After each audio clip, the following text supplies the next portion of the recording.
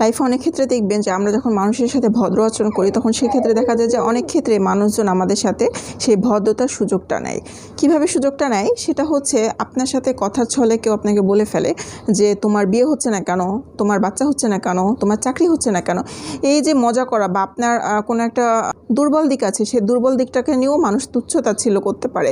তো সবসময় যে আপনি ভদ্রতা দেখাবেন ব্যাপারটা এরকম না, কারণ আপনি যত ভদ্রতা দেখাবেন এই মানুষগুলো আপনার এই ভদ্রতার সুযোগ নিয়ে আপনাকে তত বেশি তুচ্ছ-তাচ্ছিল্য করবে। আপনি সবসময় যদি ভদ্র থাকেন সেক্ষেত্রে দেখা যাচ্ছে আপনার মানহানি হয়।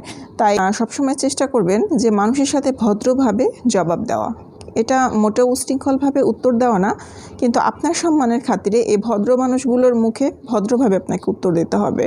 মনে রাখবেন যে মানুষগুলো আপনার ভদ্রতার সুযোগকে কাজে লাগায় আপনাকে অপমানিত করে তারা কখনোই আপনার কল্যাণ কামনা করে না। এই কারণে সবসময় শক্ত জবাব দিবেন।